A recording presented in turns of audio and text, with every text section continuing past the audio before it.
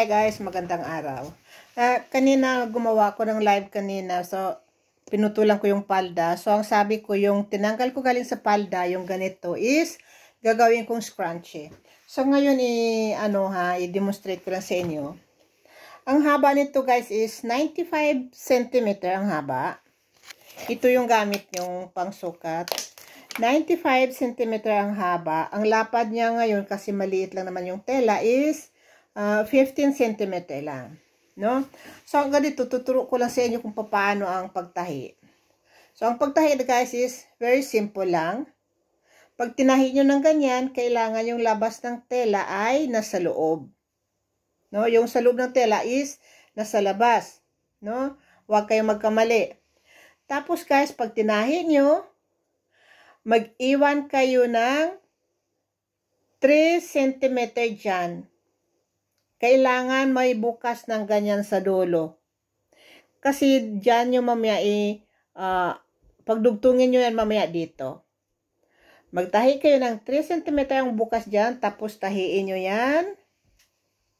Tahiin nyo yan hanggang dulo. Pagdating din dito sa kabilang dulo, kailangan may naiwan na 3 cm. Sa bawat dulo, may bukas na 3 cm. So, wait lang, ipapakita ko sa inyo kung bakit ako magsabi na kailangan may 3 cm na may iwan, no? Tatahiin ko lang muna to para makita nyo kung bakit sabi ko mag-iwan ng 3 cm sa bawat dulo. So, ayan guys. May bukas ako dyan. Hindi ko tinahi yan, ano? Hindi ko tinahi yan dyan kasi dito ko sila ipagdugtong. Ang pagpadugtong nito guys, kailangan pagtapatan ninyo kung saan yung gilid. Ganyan. So, ganyan. Kita nyo? Ganyan sa dulo. Ayan. So, tatahiin ko muna. Pero bago nyo tahiin dyan, huwag kayong magkamali ha. Bago nyo tahiin dyan, babaliktarin nyo muna ito.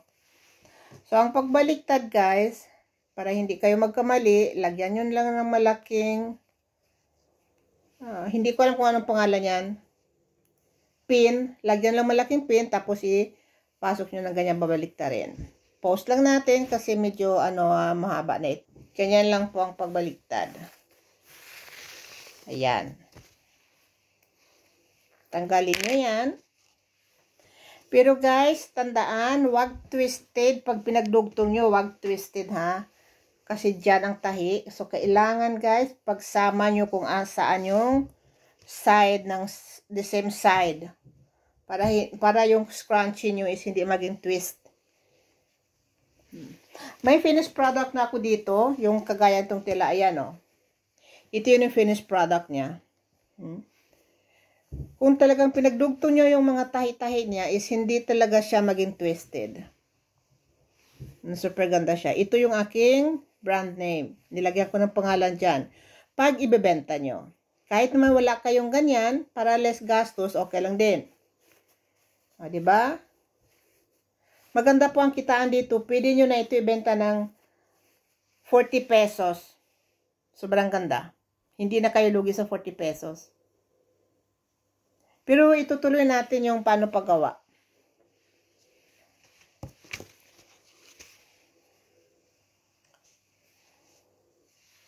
Kailangan ipagsama nyo yung both side ng mga pinagtahian nyo para hindi maging kulubot.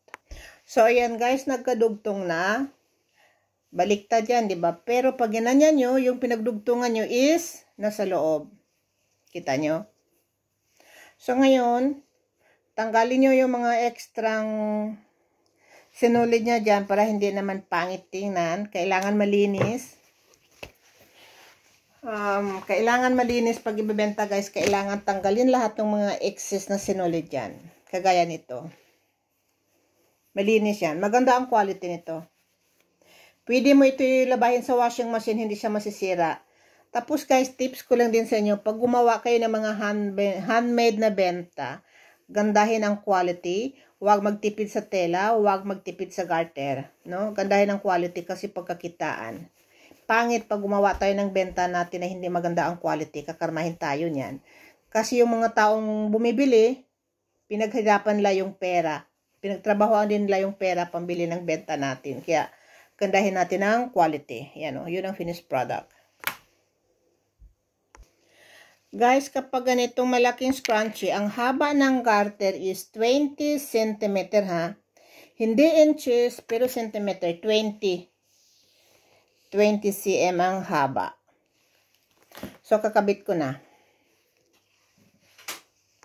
So, ayan guys, nakabit ko yung garter. Tsaka, remember din, paglagay ng garter, kailangan hindi twisted. Mafe-feel nyo naman yan kung yung garter niya is twisted, guys. Kailangan pantay dyan sa dulo. Ayan. O, twisted yan. Pagka ginanyan nyo, makita nyo kung twisted yung garter nyo. So, ayusin nyo lang ganyan. Makikita lahat, guys, kapag may mali. So, ang ginagawa ko dito, pwede nyo tahiin. Pwedeng hindi. So, ang ginawa ko dito is ganun lang. Ganun lang. Tapos, hilain ko yung garter pataas sa dulo. Ganyan. Tapos, hilain natin ng maigi.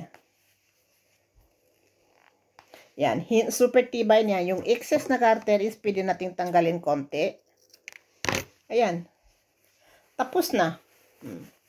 Tapos naman yung sa open niya dito, ito sa gilid, is tatahiin nyo na lang.